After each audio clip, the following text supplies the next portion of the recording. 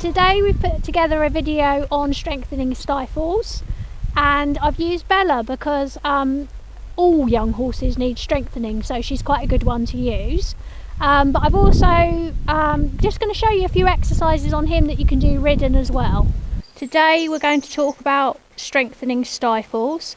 The reason I thought I'd talk about this today is because Bella, our 4-year-old rising 5 in June, she keeps growing, and she's growing at quite a fast rate, and every time she grows things become a little bit unbalanced. So we have a time where she feels really good, and then a time where she doesn't feel quite so good. And so the stifle area we're talking about is this area here, and it's quite an area which is quite similar to our knee, so it can suffer with the same sorts of things, like obviously arthritis being one of them, meniscal tears, ligament damage, all of those things, a bit like our kneecap. So obviously you need to know exactly what's happening in your horse's stifle before you start doing any exercises, because they may not be relevant to this particular horse and it might need treatment. But we know with Bella at the moment that it's just a growing weakness issue, so what my job will be is to try to work on strengthening her stifles. So with some horses, if they're not very strong, it's because they don't have a very strong like quadricep muscle, and you need to strengthen that. So it's, you know, a little bit sort of heel work and stuff like that when you're hacking, and then the groundwork, which I'm going to show you a few little exercises in a moment. It's quite a unique joint really, because it helps them. What happens is that when they want to go to sleep, the stifle locks, and so it has a unique locking mechanism that helps them stand up and while they're sleeping. So if they do need to go quickly, they can just, as a flight animal, they can just wake up, go, gallop off straight away. So it's quite a unique joint really. The thing that can happen sometimes when they're young horses is sometimes you get what they call a locking stifle. And you may have seen it when the horse has been standing for a while, it goes to walk off and the leg actually kind of gets stuck and they can't really move it. So they sort of walk forwards, but the leg actually drags. Can happen in both, it can happen in one. Generally, it's because they're not very strong through that area, and hopefully or it could even be because there has been a trauma or something, or there's something going on, but mostly they grow out of it. It can be conformation as well, so if they're a bit, you know, not quite the correct shape, you know, and a bit long in their back and a bit growing a bit too quickly, so conformation can have a lot to do with it as well. So I'm going to just show you a couple of exercises I've been doing with Bella that might help you as well. But before I start any of my exercises, I always ask the horse to offer the head down, the lowering of the head. It puts them in a nice relaxed state of mind. It's that grazing position, and the head down, it just teaches them to stay focused with you, because obviously if you're doing these exercises and they're a little bit tense, then that's obviously going to affect how the muscles work. So we really need as much relaxation for her to get the best from this exercise, rather than being a bit tense doing it, because actually we won't really achieve an awful lot.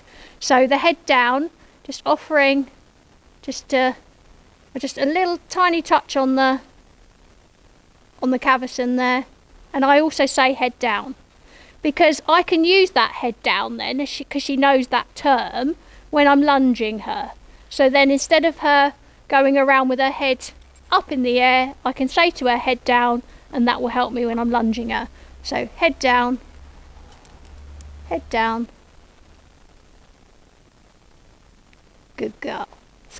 good girl. So that just gets her in the right sort of frame of mind, and actually she does look very relaxed today, so that's nice. Then one of the exercises I do is I put the horse on like a clock face, and I'll show you in a moment what I mean by that. But the clock face encourages them to step through with their inside hind leg, and that's what I'm looking for, is the inside hind leg to step over the outside hind leg.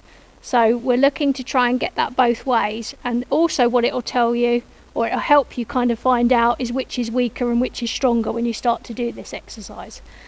So I'm going to start by pushing her round anti-clockwise, because she is more naturally in her right shoulder, so she'll find going this way quite easy, and that's quite helpful for me to start that way. Also, for me to be starting this side of her, most of them are used to you doing things this side of them, so it's always a good place to start to teach an exercise the side they're used to you being. So what I do is, for this exercise, although I've had the head down, I don't want the head down too much now, because what I don't want to do is load the forehand too much in this exercise. I need the forehand to be up a little bit, because naturally more weight is in the forehand. But obviously this exercise is about trying to encourage her to take a little bit more weight back and strengthen the hind leg, yeah?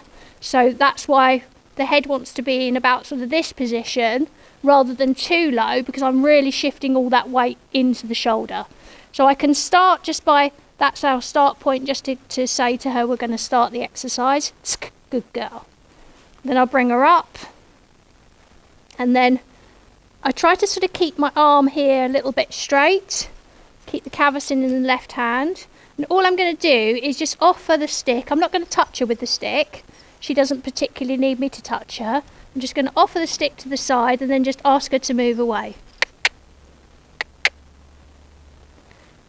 Now what you can see is I need to do, there's the inside hind leg stepping over, then it just stepped behind. So I want to try and find a rhythm so I can make a whole circle with her stepping that inside hind leg in front of the outside. Now you will see she is falling a little bit through that shoulder, but I'm not going to panic about that too much for the moment, because it's helping me to achieve this exercise. I need to, if I feel that she comes a little bit too much into the shoulder, and what I mean by that is sort of leaning onto me like this, is I need to do just like a little kind of half halt with my left hand, which just shifts the centre of mass back. So you can just see as I do that, she shifted the weight back. So I need her to be sort of eye in line with hip, and I need her to be shifting the centre of mass back so that she's not too on her forehand. There she goes a little quickly, so all I'll do is bring the stick to the other side and just stop her so that she doesn't fall through the shoulder too much. Then I'll just start the exercise again. So what we want to do, like we're always trying to find a good rhythm, scales of training, even in our groundwork, is that the rhythm is really important. So we're trying to find a good rhythm, relaxation, roundness. And what you can see is it's really encouraging the stifle there to step through and under. Now for Bella, her left stifle's that little bit weaker. So what I'd probably do is I'll do another set of reps this way. So I do a few circles that way. Then I'm going to now start the exercise the other way. But before I start, just sort of neutralise, get her back to that sort of neutral point. Relaxed, head down, head down, head down. Good girl. Then we come back up. And then again, we don't want the head too low because we don't want to put too much weight into that shoulder. Then I'm just going to offer my stick up, half halt this rein, and then encourage her to find a nice rhythm and just step through. Now her right hind is the one that does a lot of holding, and the left hind is the one that does a lot of sort of pushing. So you can see as we go round this way, she almost speeds up a little bit more to manage the exercise, because it's a little bit harder to get that right hind really stepping under. So it's quite a good exercise.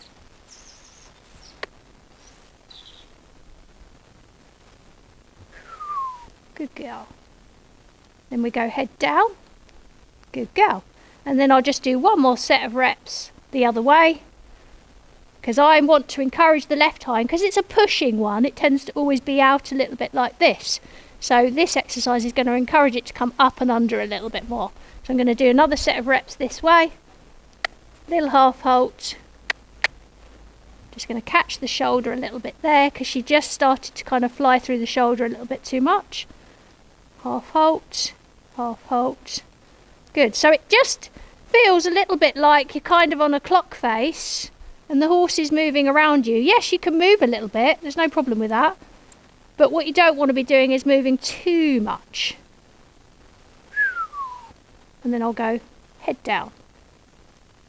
Good girl. So start with the head down again. Good girl.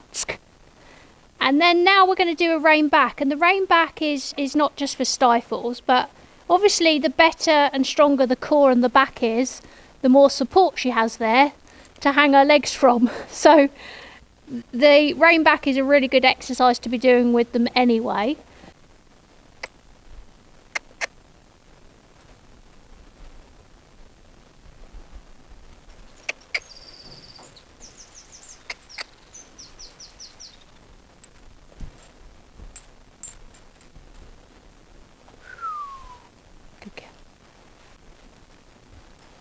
So you can also do just a little bit of shoulder in as well. Slowly, slowly. See how she wants to run through the shoulder? So she's running through the shoulder because she's not wanting to take the weight back on her hind leg. So we'll just see if we can get a couple of little steps of shoulder in. Not to expect too much of her.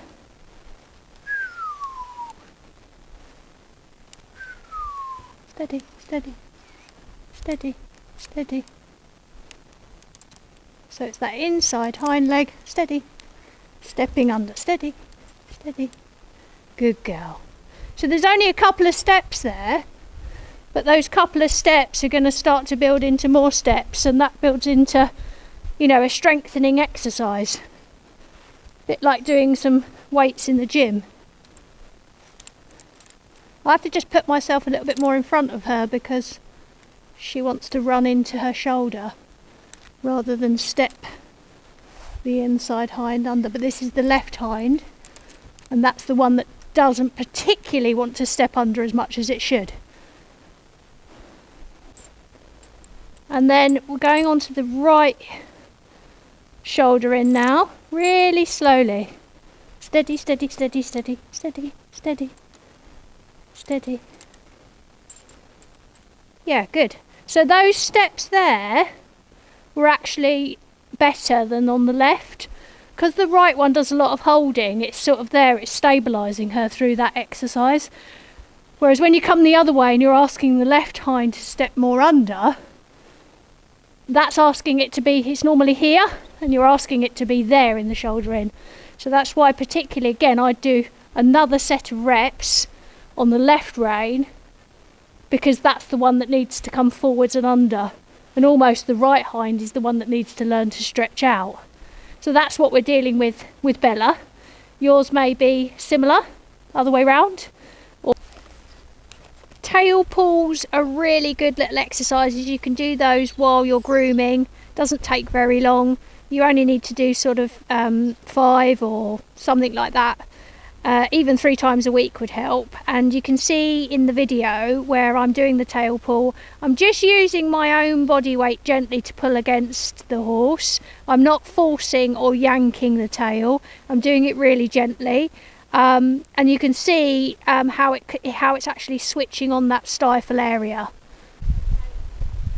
So one of the exercises that I do with Bella in hand is the clock face, and we can take it a step further ridden, and we can use a smaller circle as if someone was standing in front of Jaguar, but asking him to step over. Now I'm really trying to make sure that this inside hind leg is stepping over and in front of this outside hind leg.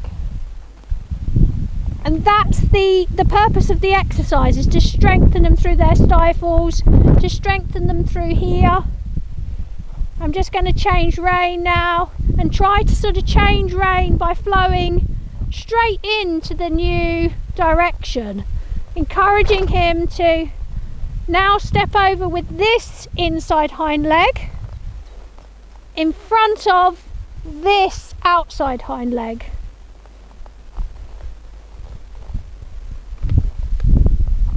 I'm just going to swap my stick because actually I need a little bit more of a helping hand this way.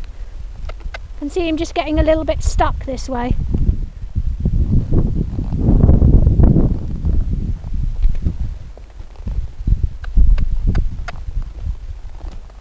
Trying to keep the rhythm, keep the flow.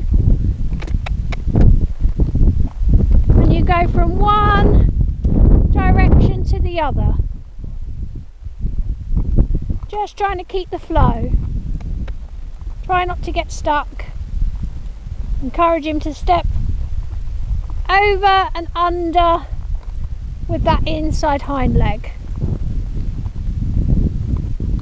The more lateral work you can do, the better for your horse. The more coordinated your horse will become and the stronger your horse will become.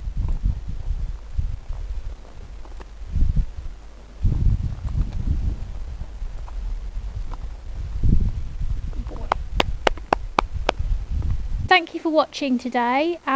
Today's been about a bit of a Bella journey and update on her, but also some things that hopefully will help you as well. Thanks for watching. Don't forget to like and subscribe.